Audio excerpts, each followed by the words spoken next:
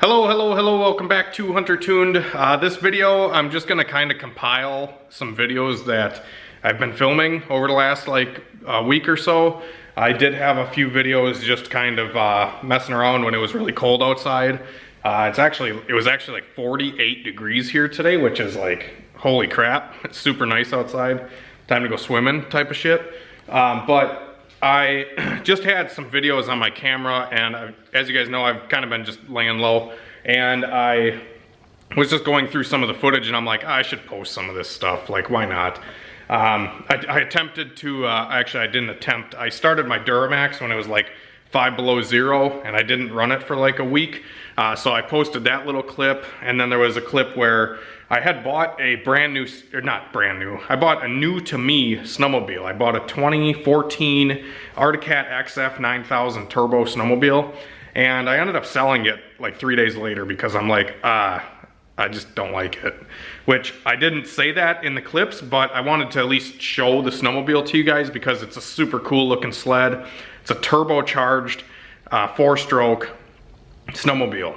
Like it was cool. So I bought it, and it's not like I can just go to the dealer and go test drive one. So I ended up just buying one at a price where I knew I could sell it for what I had into it, just to kind of test drive it. And I bought that sled and I rode it twice.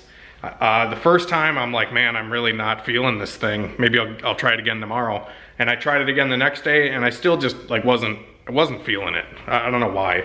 It's just like the power on those snowmobiles are just totally different than what I'm used to. I'm used to like a 2-stroke, you know, just kind of raw horsepower.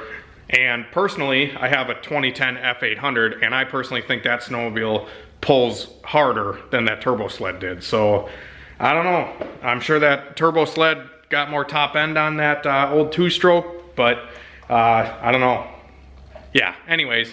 And then I had a couple clips towards the end there, just kind of at the shop talking about some stuff. And I showed a little bit of the Cavalier, which I actually got a lot of stuff figured out from ICT Billet here.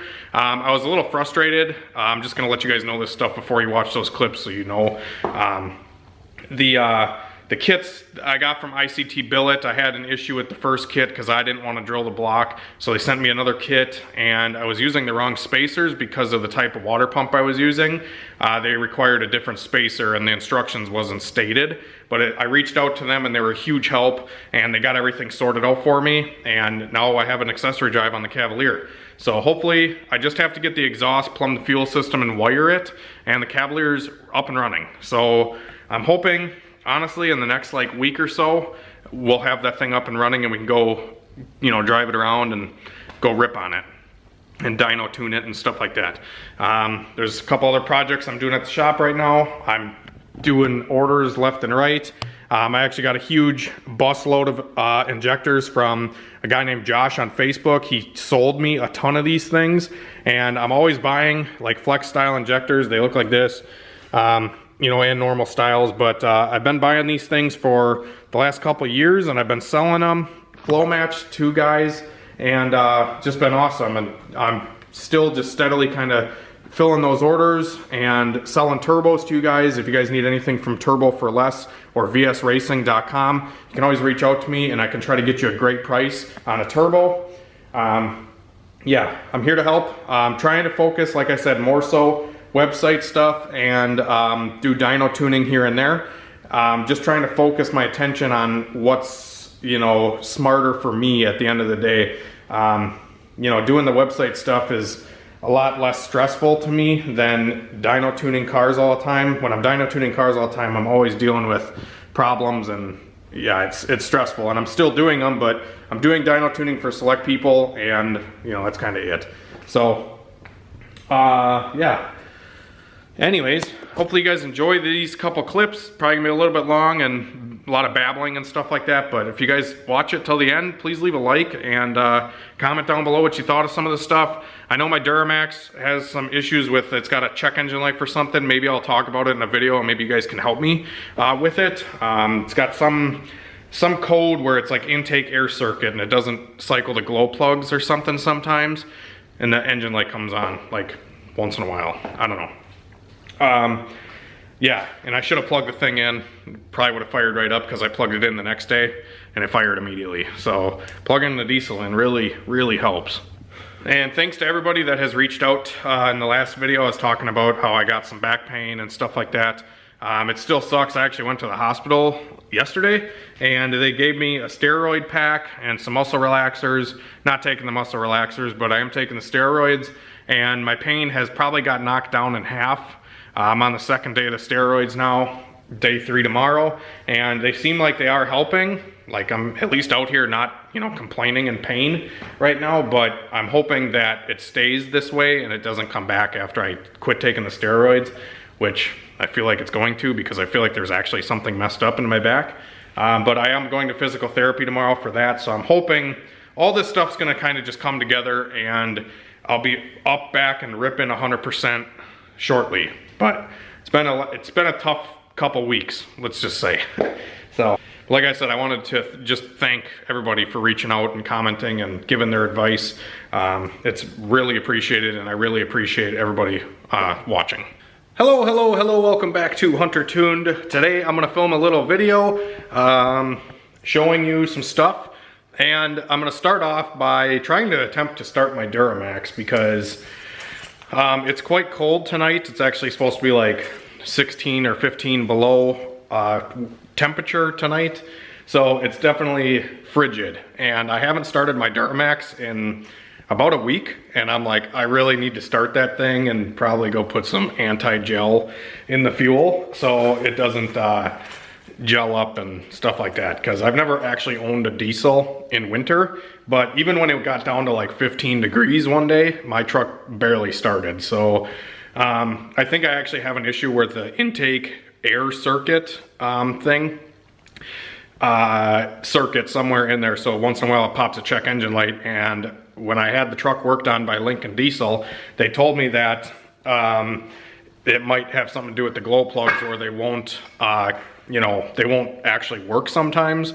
So if I ain't got no glow plugs and I'm trying to start this thing when it's like, I think it's like 0 right now or 1 below, yeah, we'll see how it goes. But I definitely got to start that thing and let it run for a little while, because, you know, you just got to get her flowing a little bit when it's cold like this, just because everything just runs like crap when it's this cold out, like literally, especially a diesel. So I wanted to film that and see how she fires up, because like I said, it's had some issues already, and even in the middle of summer, sometimes it'll sometimes you could tell like it took a little bit longer to fire than other times. But this thing is, yeah, it's dark out, sorry. This thing's all full of snow and ice. We just got a huge snowstorm, and it's just been buried, sitting over here in the snow. So I should probably start it, but I really don't think this is gonna go well. And it's funny because the other week I lost my freaking key to this truck. The little plastic piece on the bottom of the key actually had a crack in it, and I just was running it for a long time, and I pulled them out of, I must have pulled them out of my pocket, and the key fell off, and I don't know where it fell off. So I had to go to the dealer and get a replacement key, because it was the only key I had. But now I have a spare. So always have a spare, guys. So we'll flick the key forward here. I just filled it with premium winterized diesel before I parked it, so I think it should be okay, but we're definitely going to cycle the glow plugs here a couple times. Oh boy, I'm kind of actually nervous about this. Because this thing really just chug-a-lugs to start if it's cold out. But we'll give her a shot. Come on, baby. Please fire up. It's got 2 good batteries in it, so I'm hoping it will. Oh my god.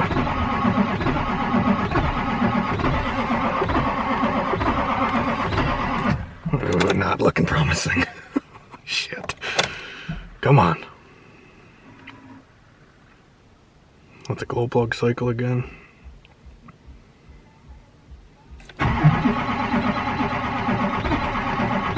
She's popping a little. Come on.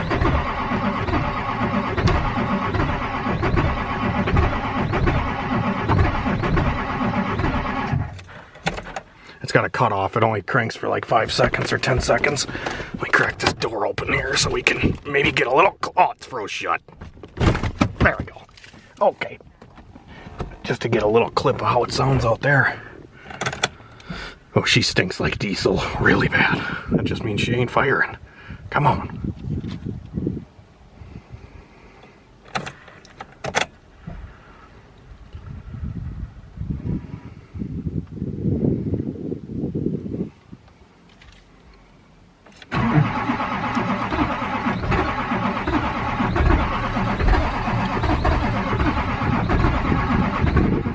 What to do to start this thing? I'm gonna plug it in tonight so it doesn't freaking do this. Oh, it's getting closer. These batteries are a fucking trooper, let me tell you what. Come on. That bitch ain't happy. Fuck no, dude. It's smoking out my fucking yard. Why don't you plug it in? I know I'm going to tonight. I just have to move it to do that.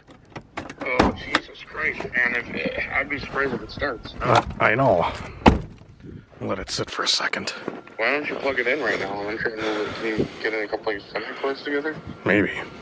Which, the best thing to do is just to cycle the glow plug like fucking 10 times. I did. I cycled them quite a bit, but... And did you put any fuel additive? Because you didn't. I put premium in it, but I'm gonna go get some tonight. Yeah, if it starts, because it might already be chilled up. Honestly, that fuel is good. It's good till like freaking 15 degrees, but it might be gelled up. If you didn't already put anything in it, because once you put shit in it, dude, you have to still drive it for like fucking an hour to make sure it's in compliance. Oh really? Oh yeah. I'd go to AutoZone and get a bottle that shoots 100 gallons and dump the whole fucking thing in there.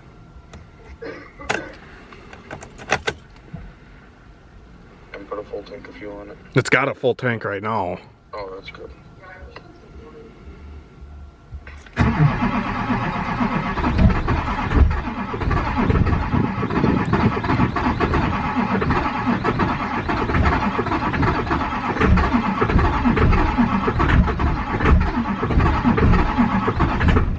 Oh, it's so close. That's what she said.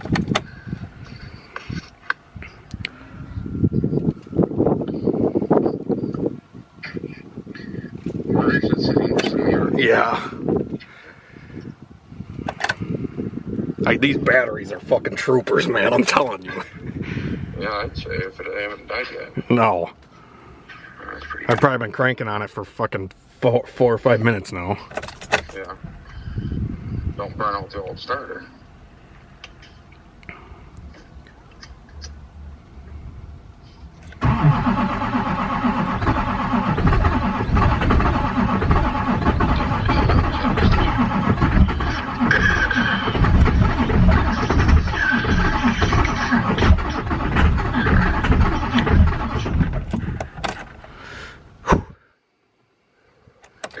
Try starting it for the day, or? Yeah.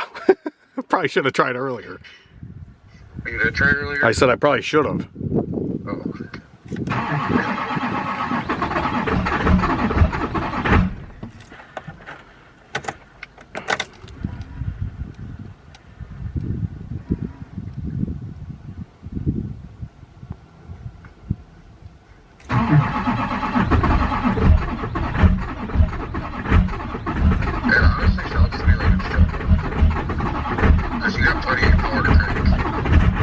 Hey! Son of a bitch! I gotta plug this thing in, dude. Holy fuck. She did it. Guy, just a clanging and banging under the hood. Oh, thank Jesus, dude. Alright, guys, so the Duramax started. Thank God. That took a while. Honestly, it took me 5 minutes to start the truck. And it's just getting colder and colder as I'm making this video. Like I said, tonight's probably the coldest night of the year so far. And Supposed to get down to about 12 below zero temperature, and I think like 35 below zero wind chill.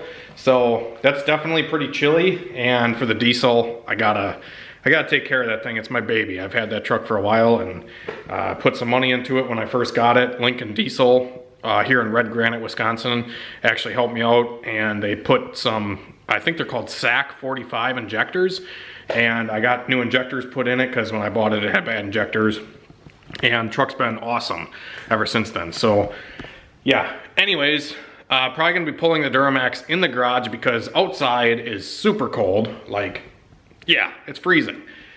But in the garage, let me tell you what, she's nice. It's like 72 in here.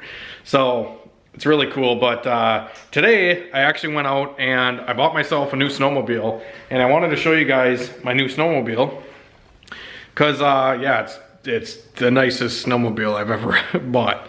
And I mean, it sucks because realistically you get to ride your snowmobile, you know, 2-3 months out of the year, but snowmobiling has just been on my mind lately. It's just so fun, and it's a great way to get out in the winter here in Wisconsin, and it's just super cool to go hit a packed, groomed snowmobile trail and just go exploring. It's just super fun, and they're wicked fast.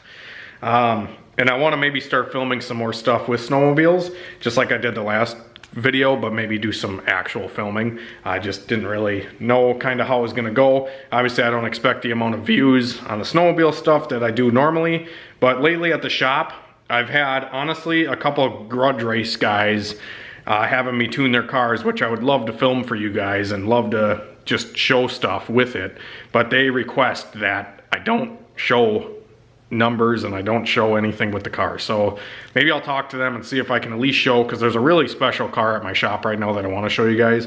But like I said, the customers are kind of just requesting like, hey, don't be posting this stuff, you know, whatever, grudge race guys. So, but I'm real. I want to show everything, guys. I want to show all the cool stuff that I'm doing. So anyways, I'm going to show you my snowmobile. I bought a turbo Arctic Cat XF 9000 Snow Pro. That's kind of a mouthful, but here it is. Thing is wicked cool. So I just picked this thing up today. I looked at 2 of them today. I looked at the first one earlier. I looked at a 2010 Arctic Cat Z1, which is a 1000cc turbo, and it was an LXR model. So it wasn't, it didn't have like rider forward positioning. The seat was really kind of low. I like riding this style sled because it puts you upright. So instead of, you know, being kind of sitting like you're on the couch, this thing sits you up like you're on a dirt bike. And I really prefer that just because A, it's more comfortable, and B, I've just been having a ton of back pain lately, and I feel like I'm getting old.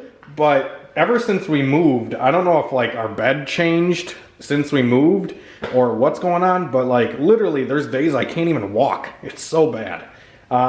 So recently we did some new stuff with our bed to hopefully make my back pain a little better, but definitely riding a low slung snowmobile, and when you ride them hard and you're riding across a couple bumpy fields or whatever like that, it tears you up.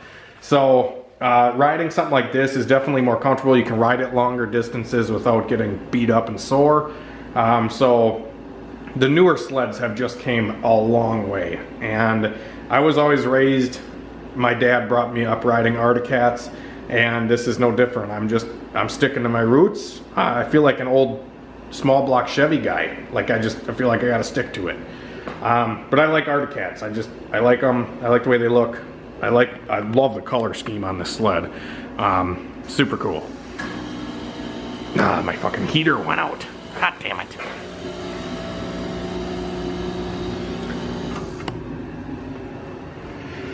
I have to adjust that tomorrow. But anywho, like I said, I just, yeah. My dad brought me up riding Arctic Cats, and when I was, I don't know, 12 years old or so, I had a ZR 440 Snow Pro cross country. It had like the little ethanol switch on it, so like if you had alcohol in the tank, you had a switch, and it would change the timing and stuff like that. That was like early 2000s, late 90s. stuff, still carbureted, and those sleds were a ton of fun, and I broke them like every week because I would go out after school and I would ride for like, I don't know, I got out of school at like 3 o'clock. I'd be on the lake or on the trail by 3:30, and I'd ride till dark every single day. So 5 o'clock, 5:30, every day after school, and then the weekend I would just ride from the time I got up till the sun went down. And I've always been into snowmobiling, but I got out of it the last couple years because I've been so stuck on cars. Been super stuck on cars, and obviously I love cars, and I'm still going to be doing cars, but you know, I like to do other stuff too. So that's why I kind of filmed that little snowmobile video the other day. But yeah, anyways, I currently have a couple sleds that me and my girlfriend have been riding. I bought a 2003 Yamaha RX-1 in July of this year from a guy that is close by to my shop. He posted it up for super cheap, and I fixed it up because the carburetors were all messed up. They had 2 pilot jets and 2 carbs and 2 main jets and the other 2 carbs. So like it just ran like shit. So I found out what they screwed up in the jetting. I changed it all around, and now that sled's running awesome. We probably put 300 miles on it so far this year, and it's just been awesome. But I think we're gonna sell that one. And I also picked up a 2010 Articat F8 Snow Pro, which is similar to this, but it's a 2-stroke 800cc sled, and this one is a 1000cc 4-stroke turbo sled. So this one definitely going to have the horsepower advantage, but the other one definitely has the response.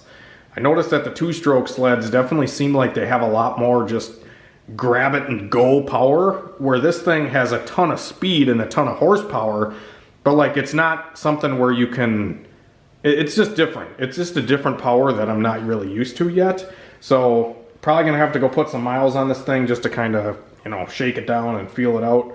But yeah, anyways, like I said, I was talking earlier, like it's kind of difficult to spend money on something when you get to ride it, you know, 2-3 months out of the year. But Wisconsin is kind of cool in that aspect where we have, you know, spring, summer, fall, and winter. And winter is one of the longer seasons, I would say. So, I mean, say you can snowmobile from January 1st until March 15th, or like last year, April 15th, or whatever. So you get a couple months of snowmobiling, and we have been out on the boat a ton this like last summer, so that's cool. And then obviously drag racing. It's just like a lot of different things we can do here in Wisconsin, so that's kind of cool. But yeah, anyways, looking at this sled again, I'm just gonna kind of walk around it a little bit and show. It sucks. Sometimes I don't even post these videos because I'm like, oh, I wanted to talk about that. Oh, I wanted to talk about that. Oh, I wanted to talk about that. And I just like, when I turn the camera on, none of it comes out. So that kind of sucks. But anyways, I was going to kind of tear apart this sled. Not tear it apart, but just look at it because it's really cool. And I haven't really popped the hood on it yet to kind of check out under the hood. But you can obviously see down here the track. This is the track, and it has a ton of studs in it, and they're all super sharp. So I'm going to try to take care of these studs as best as I can. I actually rolled this thing in here into the garage on that dolly right over there, so the studs weren't ripping on the concrete. But yeah, I'm going to take this thing apart, maybe do a little bit of a time lapse of just popping the panels off. This is super easy. It's just got this like body pin right here that we got to pull back, and then this just lifts up, I believe. Yeah, and then it swings out. So we can look at the clutch and stuff like that. This does have like the little clutch mod, so it doesn't blow belts all the time. I know these sleds are kind of common for blowing belts. But yeah, so pop a couple screws out. I'm gonna check this thing out, but I mean, just looking at the front of it, it's got a front mount intercooler. So that's really cool. That intercooler's sitting right in the grill, all stealthy. It's got Fox float shocks all the way around. And like I said, the studded track, everything else is bone stock. It doesn't have like clutch work. It doesn't have tuning. It doesn't have exhaust. It doesn't have anything. It's bone stock other than those things.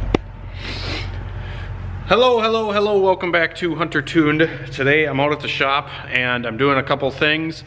I'm just kind of, honestly, I'm taking a lot of the stuff from up on the loft, bringing it down here. I'm getting rid of a ton of stuff. So like yesterday, I posted on Facebook like, I don't know, fucking 25 different things for sale, and my phone has not stopped all day.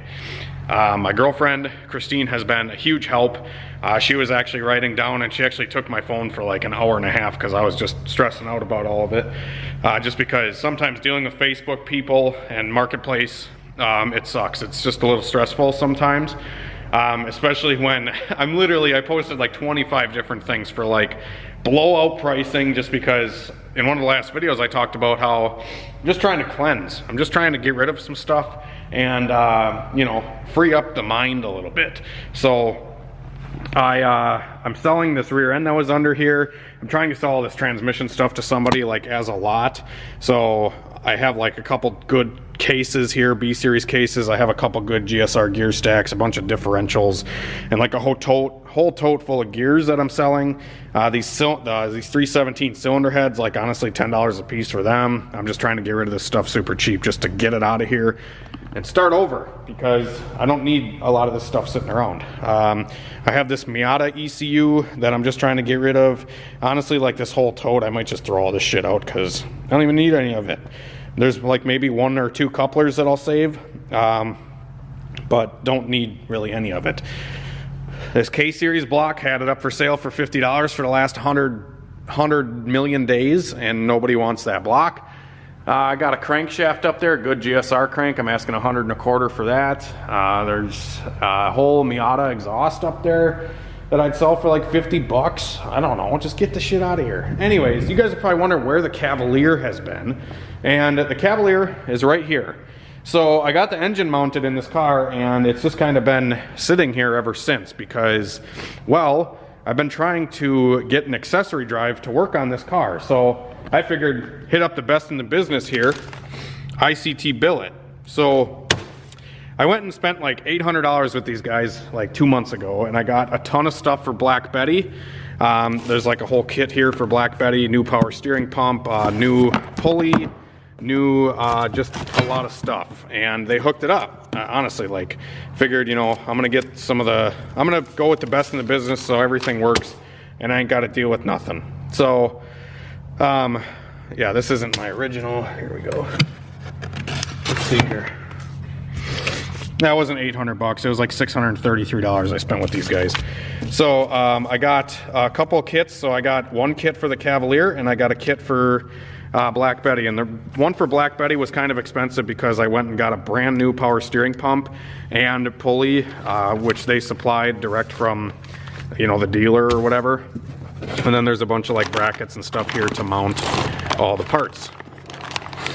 You know, because I was thinking about keeping power steering and everything like that on Black Betty.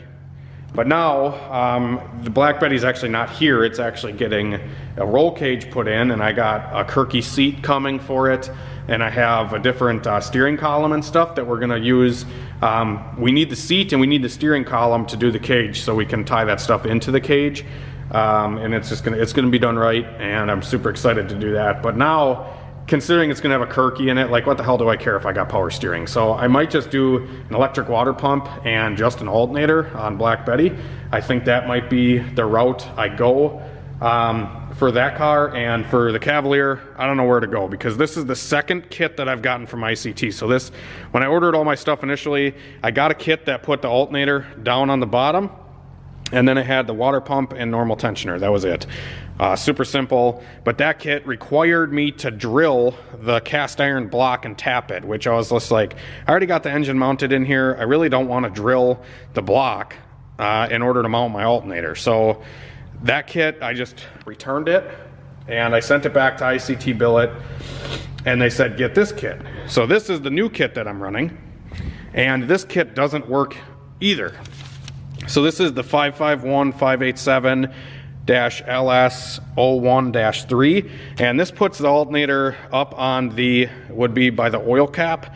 And they say that you need to run this 105 amp alternator. So I got a brand new 105 amp alternator straight from the parts store. It's like 150 bucks. I went and got this alternator because I didn't have like this super small one like this to fit, but needless to say, the alternator does not clear on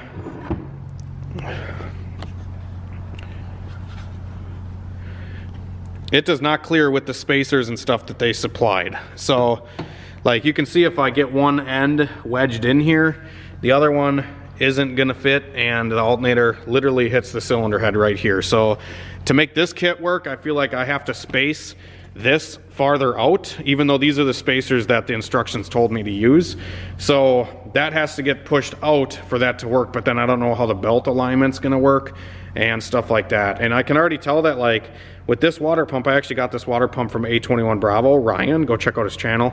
But he actually donated this water pump to me because I'm trying to do this, like, you know, as easy as possible, honestly. So I got that pump. This kit came with the water pump spacers and everything, but you can tell, like, this water pump isn't really in line with this pulley right here. So, I mean, this is probably out like a 1/4 inch or so, this idler pulley. But the idler pulley on here matches the truck crank pulley. Like, that looks fine. But the water pump does seem like it's sunk in a little bit, so I went and got an LS1 brand new water pump from the parts store. Just because I'm like, maybe this water pump's different, I don't know. So I went and got brand new LS1 water pump, same issue.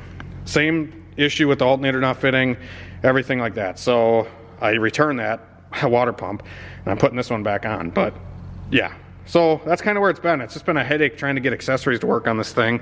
And yeah, I just been frustrated with it. So I've been, you know, doing other things like snowmobiling and, you know, spending time with my lady.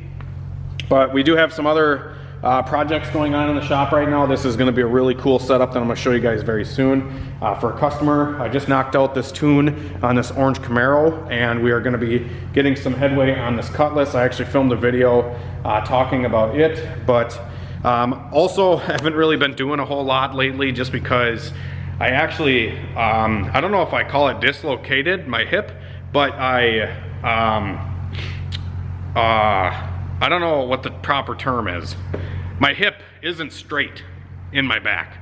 I don't know what I did, but I was lifting stuff, and when we moved into our new house, I was lifting stuff, and I've had this back ache for like 2 months, and it's been pretty bad.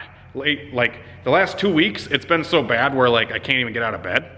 And today I'm actually kind of mobile because I've been going to a chiropractor, and he's been doing wonders on my hip issue.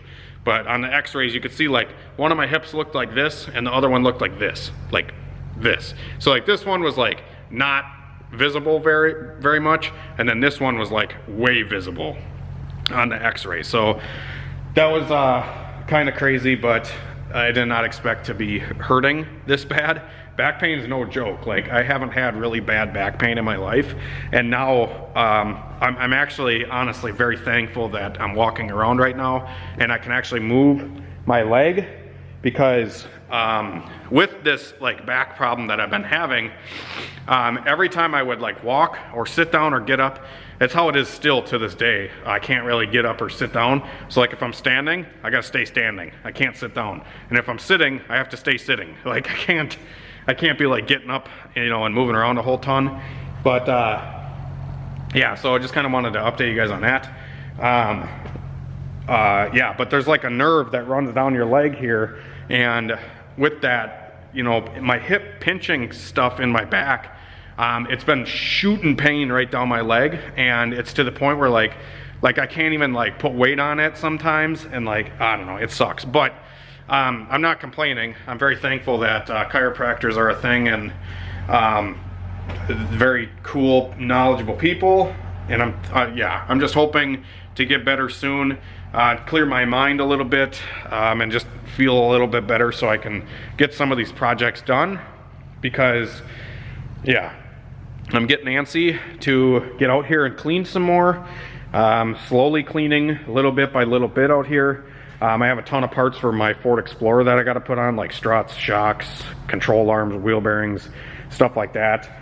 So I got to get out here and do that for my lady friend so she can have that thing all dialed in to get back and forth from work. But yeah, accessory drive on this thing, I don't know what to do from here, guys. I just sent ICT Billet a bunch of pictures, but I don't know. Like I said, I kind of figured like go with some name brand stuff, and it's just, it never works out when I do that. Like that's why, you know, sloppy mechanics and stuff has inspired me, because it's like, you know, spending money doesn't always get the job done. And I'm learning that again for like the 100th time. So yeah, you guys wonder why I do shit half-assed or sloppy style. You know, it's because it works. It's just because it works. So we're just gonna, you know, do what we can and go from there. But I'm gonna probably do some other little things around my garage when I get home, and maybe I'll bring you along for that little ride, because not much else I can do out here today. And I have some stuff that I'm selling that's in the back of my truck, and I have to go meet up with this guy in order to get rid of this stuff. So very thankful that people are giving me money to get rid of my hoarding collection.